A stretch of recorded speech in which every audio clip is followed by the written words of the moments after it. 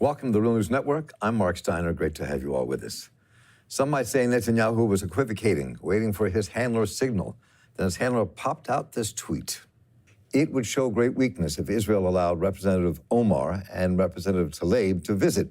They hate Israel and all Jewish people, and there's nothing that can be said or done to change their minds. Minnesota and Michigan will have a hard time putting them back in office. They are a disgrace, exclamation point, says Mr. Trump. And lo and behold, Netanyahu said that the congressional representatives, Rashida Tlaib and Ilhan Omar, were banned from coming to Israel.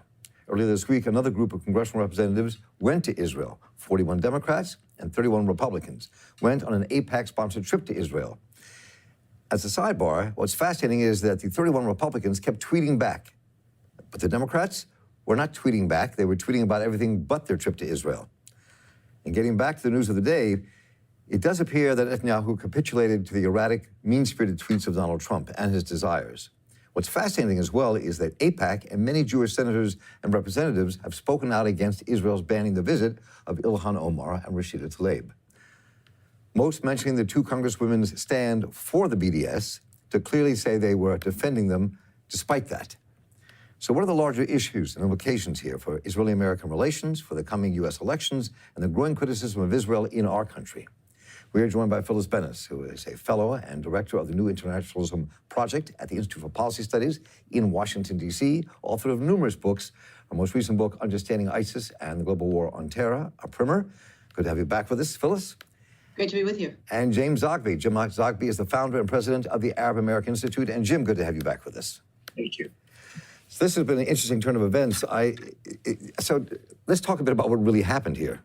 So you have Netanyahu for weeks and the Israeli ambassador saying, we're not going to stop them from coming. All of a sudden, Trump tweets and everything changes. So let's talk about what you both think the analysis is of that kind of what really happened here, and what was under this, what really happened. It had to be beyond just a tweet. Phyllis? Well, I don't think anything is beyond just a tweet when we're talking about this administration. This is how this administration makes its policies. It's by tweet. And world leaders know that, particularly the world leaders of this rising new right-wing ethno-populist axis of authoritarians, of which Bibi Netanyahu is certainly a founding member. They look to Trump for approval. They get approval for various actions. And on occasion, as you said, they wait for that approval. In this case, the Israeli ambassador had said very clearly that we honor the institution of Congress and we would never prohibit members of Congress from coming to Israel, no matter who they are. And then suddenly, as you say, there's a tweet from Trump saying unequivocally that in his view, allowing the two congresswomen in would make Israel look weak. And within hours, we have a reversal and an announcement from the government of Netanyahu saying they will not be allowed in because they support the boycott movement that tries to use economic nonviolent pressure to force Israel to end its violations of international law and human rights. That's not something new. You know, the two congresswomen didn't suddenly embrace BDS or anything else. They've had the same position for many years. During their election, as members of Congress, this is not something new. What was new was the reversal. And then we had another reversal when AIPAC broke from the Netanyahu position and said it thought that the two congresswomen should be allowed. Of course, for AIPAC, the concern is maintaining the very weak current position of Israel as a bipartisan issue. That is diminishing. I think Jim probably is more of an expert on that than I am about the shifts within the two parties. But what we do know is that support for Israel, the uncritical support for the $3.8 billion a year in our tax money that goes directly to the Israeli military, all of that is becoming increasingly a Republican issue. In that case, it's not surprising that the Democrats on the AIPAC tour, all 41 of them, were not spending their time bragging about how they were in Israel with AIPAC. They were, if anything, hoping that no one would notice. And that was interesting. People did notice they weren't tweeting. And I'm curious, Jim, why don't you pick up where Phyllis left off and talk about what this might mean? It was interesting. Also in Israel, there's critique. There was Ravid Barak's tweet in which he said, "I want to tell you a secret. A month ago, when Netanyahu decided to allow Omar and Tlaib into the country, they already supported BDS, and he knew it back then. There was only one reason for Netanyahu's backtracking today: the pressure from Donald Trump. So, Jim, what does this mean for politics now? I'm not convinced that Benjamin Netanyahu is Trump's poodle. I don't think it works the other way around either. Okay. I think that Netanyahu had pressure to let him in because of the perception of what it would mean for Israel if it denied them entry. At the same time, he was facing a nightmare scenario of a trip of 41 Democrats and 31 Republicans getting almost no press coverage, and these two women accompanied by, I think, 3 other members literally getting the lion's share of press coverage. It was going to be a huge event. Everything that they saw would be seen by the world because the press coverage was going to be enormous. He needed a way out, and Donald Trump gave him a way out. I wouldn't be at all surprised if we find a Netanyahu plea to Donald Trump: help me the hell out of this thing. I got to get out of it. And then he can say, I had to do it. Donald Trump tweeted at me. The score is out on how this actually happened, but my sense is that he was facing a no-win situation. He actually is now in the worst of all possible worlds. Even AIPAC has to scramble. The Israeli ambassador has to scramble, and Donald Trump's the heavy. But I actually don't want to take the heat off Benjamin Netanyahu because he's equally a heavy, and I think he found himself in a situation he needed help getting out of. Well, it seems in some ways they're between a rock and a hard place, though, Jim, because what you're saying, they would take over, the press would take over if they had gone, but it took over anyway. Yeah. I mean, nobody's paying attention to the AIPAC stuff at all. What's not going to happen is the story isn't going to be, look at the god-awful situation around the wall, look at the land theft, look at the home demolitions, look at the checkpoints, look at the human rights violations that are taking place daily. The story is now going to be Israel denies entry to these members of Congress. That is probably a story I think he thinks he can live with. And I don't think that there's going to be immediate change in Congress, but there's this, this drip, drip, drip. And Phyllis is right. I mean, we now have almost like gay marriage. When you look at the polling numbers, the gay marriage numbers of 20, 30 years ago are replicated in the polling numbers on Israel and Palestine among Democrats and Republicans, almost mirror images of each other. And frankly, it's something that, Netanyahu is responsible for, and Donald Trump and the religious right are responsible for it. But it's something that I think that they feel that they can live with for a while. They don't give a damn about what, the mass base of African Americans or millennials. They've got the religious right. They've got AIPAC and the Jewish community that, yes, okay, I'll say it, uses Benjamins to create pressure. And they've been able to withstand even members of Congress who will say that Israel makes me uncomfortable, aren't going to vote their discomfort because they're nervous about it. How sustainable that is for the long haul? I don't think it is sustainable for the long haul. But in the short term, Israel's doing okay and feels that they can get away with it. And frankly, look at what they've done in the West Bank. They've dug a hole so deep for themselves, there's no two-state solution available anymore to anyone. But they're willing to live with that situation because they feel that in the long term, they're going to be able to be the conquerors. They're going to be able to win this out. I don't think that they will. I think that the resistance of the West Bank is going to continue. I think that growing world pressure is going to continue. Israel's becoming a pariah state. But frankly, that's something Benjamin Netanyahu doesn't believe, and it's something that the religious right here and Donald Trump don't believe. Well, let's just bring it back home for a minute here. I mean, and talk about the consequences might be. I mean, all the polling shows now the majority of Democrats are becoming more and more critical of Israel. Even perhaps the majority of Americans are becoming more and more critical of our policies towards Israel and Palestine. And so that's becoming very clear. So the question becomes, what does this mean for this 2020 election, and what this maneuvering is going on now? How this will affect things? Before we talk about the two congressmen themselves, I mean, would you like to start off, Phyllis? Sure. I think that when the 2020 election comes around, Israel-Palestine is not going to determine that election. But I think it is going to be a bigger issue than it has been in the past, when even the divides that were beginning to show were sort of put aside when the election happened. I think that we're going to see more discussion about it. I think that what we're looking at here is, on the one hand, there's the splits that Jim was talking about a minute ago are very, very important, and they're also generational. We have a divide between young Democrats and older Democrats, between young Jews and others. So that's where you see the long-term danger for the current level of uncritical support for Israel, particularly the question of military aid, which has been untouchable. It's somehow becoming less untouchable because you have a new, younger generation, particularly young Jews. That's perhaps where you see the most dramatic shift. Organizations like Jewish Voice for Peace that are emerging, that are recruiting more and more young Jews on college campuses, smaller organizations like If Not Now, Open Hillel, there's a ton of them, activist Jews who are saying that identifying with Israel is not how I identify as a progressive person in this country. And that is changing the electorate as those people, the millennials and even younger, as they grow up.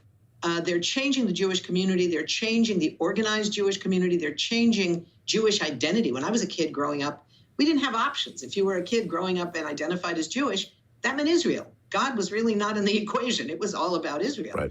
That's not true anymore. And that's huge. But it's also true what Jim said. This is a medium to long-term shift, the generational part. We can't pretend that it's there. What is there is a massive shift in public discourse, a significant shift in media discourse. It's not quite caught up to the public yet, but it is certainly there.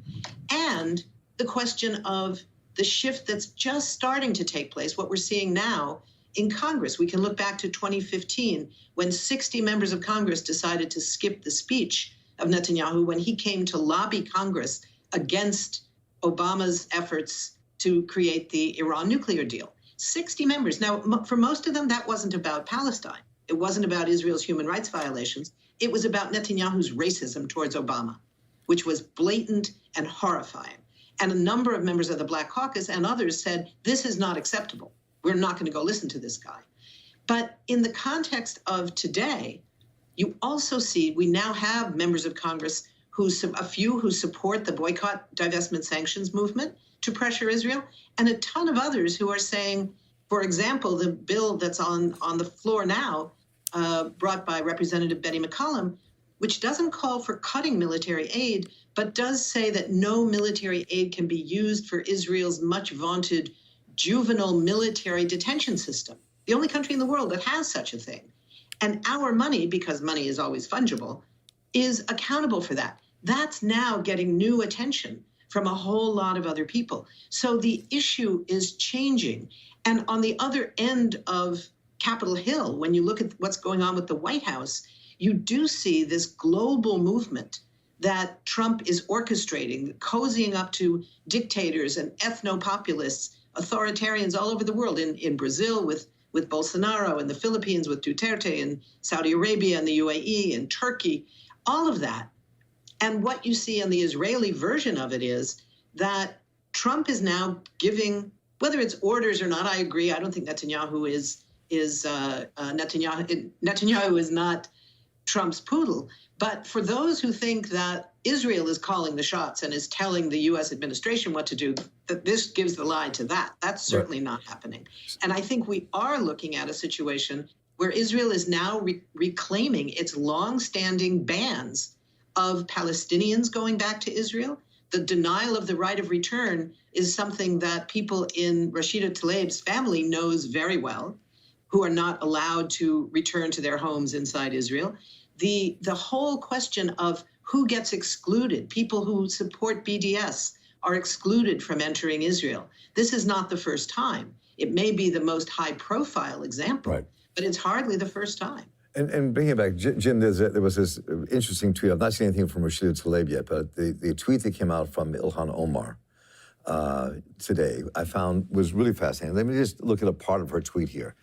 It's an affront that Israeli Prime Minister Netanyahu, under pressure from President Trump, would deny entry to representatives of the United States government. Trump's Muslim ban is what Israel is implementing, this time against 2 duly elected members of Congress.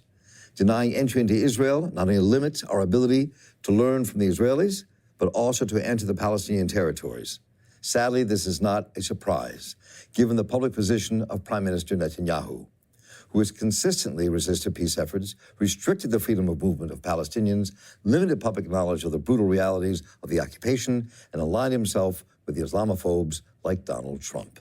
So the question is, Jim, let's talk a bit about how this plays out here in this election. Both these women are facing, well, let's get to that in a minute, because they're both facing re-election. But the election of 2020, this may not be the front burner issue that Americans decide how they're going to vote, but clearly it's becoming an issue, as Phyllis also mentioned. So talk about how you think this plays out and what tweets like Ilhan Omar's plays out in this coming election. Look, I was on the platform drafting committee in 2016, and clearly many of the rifts we're seeing now were here then. Right. We had Bernie Sanders, who had taken stronger positions on this issue than anybody since Jesse Jackson, who I was his senior advisor on these issues back in 1988. And so I was just thrilled that we get another bite at the apple many decades later. We went into that feeling a bit of optimism that we would be able to get a stronger platform.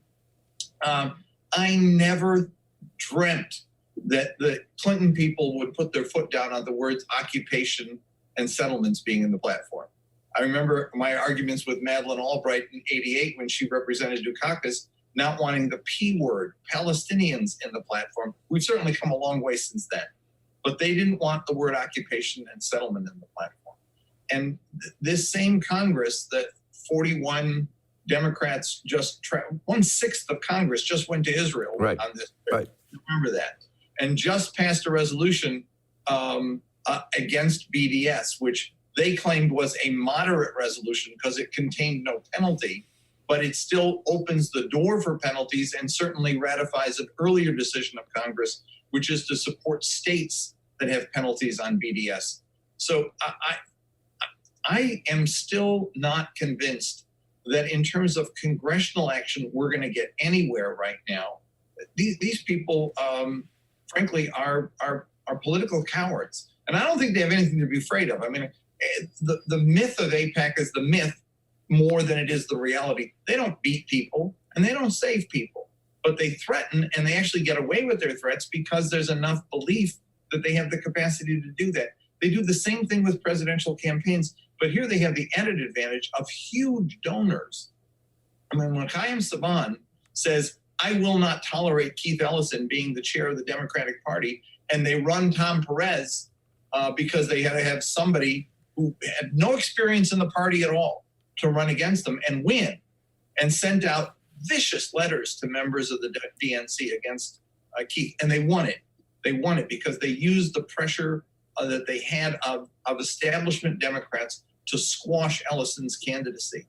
I'm with Bernie right now, but I can tell you that as I'm watching the other candidates reacting as our activists, and if not now's activists, are raising Palestinian issues, Bernie's good.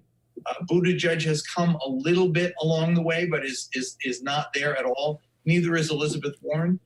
We're a long way before this becomes a mainstream political issue on the right side of the issue that presidential candidates will embrace in a serious way. They know where the base is. They're trying to manage the base and keep the donors happy. They're not interested in right now challenging the donors and moving with the base on this issue. Frankly, I'm just not sure where it comes out. It'll be an issue in 2020. Right. How it's going to be an issue? What will be the red line that AIPAC and the party donors and the establishment of the party decide to use as their litmus test? I just don't know. Didn't think it would be occupation and settlements. I don't know what it'll be in 2020, but I know it'll be there. And frankly, I believe that some of the opposition to Bernie right now is focused on that. Looking at, I don't know if you saw there's been a whole lot of hoopla about who the billionaires are giving money to. They've been giving it to Warren. They're not concerned about Warren's socialism. They've been giving it to Buttigieg. They've been giving it to almost all of them. And you have like 10, 13 to each campaign. Bernie has gotten nothing from anybody.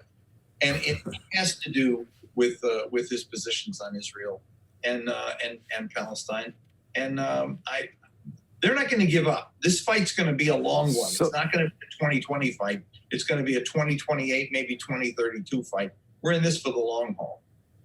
So as we conclude, we only have a few minutes left here that we can take, but I wanted to, there's a couple of things here. One is that, I understand, AIPAC does have some power, and one of the things that you can look at in this election, they would have a hard time going after Ilhan Omar. I think her seat is fairly safe, given her district. But Rashida Tlaib, we were talking about this before we went on air together, could be facing a very serious election. And that money could be focused in on her and her district to make sure she doesn't win. I think Rashida is, many times she's run for office and been discounted. I think she's a very strong candidate. She becomes everybody's daughter, everybody's sister, everybody's friend. She has an amazing ability to win. She is going to be running in a largely black district, and the Black Caucus has, frankly, been very clear that she stole a seat from them. They want it back. And they're going to be running, they're going to try to find a single candidate to run against her, as opposed to the multiple candidates who did last time. And we've just seen this article in the Jewish Telegraphic Agency with Jewish leaders in Michigan getting together. Ron Campius wrote the story saying, we're going to take her out. They're pooling their money, trying to convince a single candidate to run against her. She's going to face some tough odds. But I think that Rashida's campaigning ability, her service to her district, and her principles are going to win out over their money and their pressure. So, Phyllis, one of the things they're going to attack her on the attack already is starting about her service to her district, and that she's more focused on Palestine than she is her own home, is what they're going to be saying. And that's simply not true. The press is focused much more on that. What Rashida Tlaib has been focusing on is student loan debt, Medicare for all, the problem caused in pensions in her district, which is a very impoverished district, by private equity funds. She's spending her time in her district. Let me just finish for a minute, Jim, because I think this is very important. There are threats, of course, but I think that we have to keep the focus for people on where the public discourse is. At the end of the day, money can be used to try and buy votes. But money doesn't buy votes directly. You still have to persuade people with all those ads you're going to pay for, with all the television ads, with all the people you're going to pay to go door to door. At the end of the day, people still get up and vote. And I would contest a bit this notion about the Black Caucus being so convinced they're going to go after Rashida. I think that the Black Caucus has a wide range of political opinions. I think that there was an effort to get more people from the Black Caucus, a number of whom were among those who voted against the anti-BDS bill a week ago. There were members of the Black Caucus, the Hispanic Caucus, the Asian American Caucus, and the Progressive Caucus. And many of the people who were among the 16 Democrats who opposed that anti-BDS bill were members of more than one caucus. So the Black Caucus is not unified against Rashida Tlaib. I think that's a real mistake. And I think that we need to keep the focus on where public opinion is, where the media is. There have been enormous changes in the media coverage. There's enormous changes in universities. Certainly, AIPAC continues to have some power. They use that power against the most vulnerable. That means a lot of times against students who can't fight back. They're not using it, for example, against the mainstream churches, many of which have come out for boycott campaigns, the Methodists, the Presbyterians, the UCC. You don't see AIPAC going up against them because they know that they can't. They go up against vulnerable students and threaten them with, we're going to tell your potential employers that you're a troublemaker, that sort of thing, with projects like the so-called Canary Mission that's designed to do just that. That's who they're targeting. They're targeting the weak. Rashida Tlaib is not a weak candidate precisely because she's spending time in her district focusing on the issues that people there care about. whether it's Medicare for all, whether it's the Green New Deal, whether it's private equity funds, whatever it is, that's where she's spending the majority of her time. No question that she's a tough campaigner and she's a very focused person, but it seems like she could have a really tough time if they go after her in that district, and we'll see how that plays out. But that's going to be a touchstone in this election, I think, to see what happens. Clayton's not going to go Republican, but it could go to the president. Is it president of city council? That's the woman who's running against her, correct? Yeah, that's the person people are talking about running against. So I don't know what it will ultimately be. So let me tell you.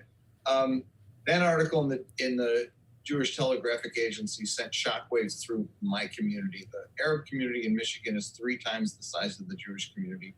This is a fight that nobody needs and nobody should want. People love Rashida in our community. People love her in the district. I think Jewish leadership made a huge mistake when they talked to the Jewish Telegraphic Agency about their intention to take her out. At least some Jewish leadership, not all of them. We don't know who they were.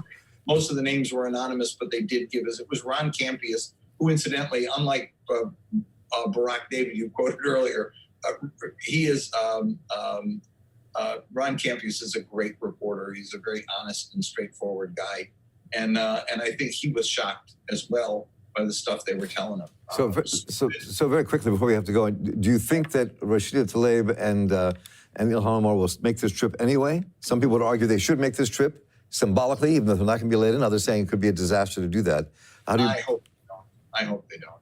I think right now the onus is on Netanyahu and on Trump for being both authoritarian and tolerant of debate, being something to hide that they don't want to show. Right.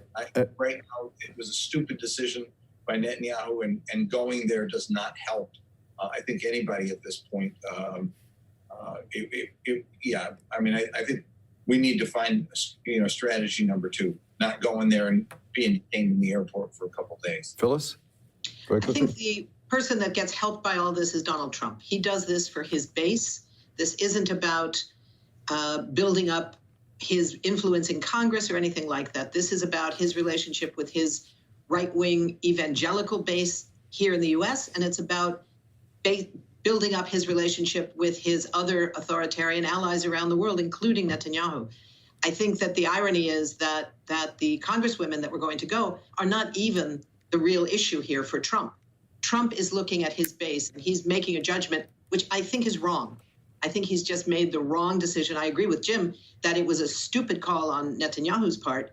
I don't know whether the 2 congresswomen are going to try to go anyway, but we will see how that plays out. The key thing, I think, for people here who are concerned about Palestinian rights, who are concerned about the coming election, is to keep our eyes on what it's going to take to change the electoral system, but also to continue the work that has been so successful over the last 20 years or more in changing the public discourse, which is never enough to by itself change policy. But without changing the discourse more than we have so far, and we need to do more for that reason, we will never be able to change policy. That's the moment where we are right now, and I think that's the key point that we have to keep the focus on. Well, for this day anyway, you've had the last word, Phyllis Bennis. It's good to have you with us, and Jim Zogby, great to have you with us as well. Thank you. Great conversation. I appreciate you both taking your time today. Thanks, Phyllis. Thank you, Jim. Take care. Good to have you both with us. And I'm Mark Steiner here for the Real News Network. Thank you for joining us. Let us know what you think. Take care.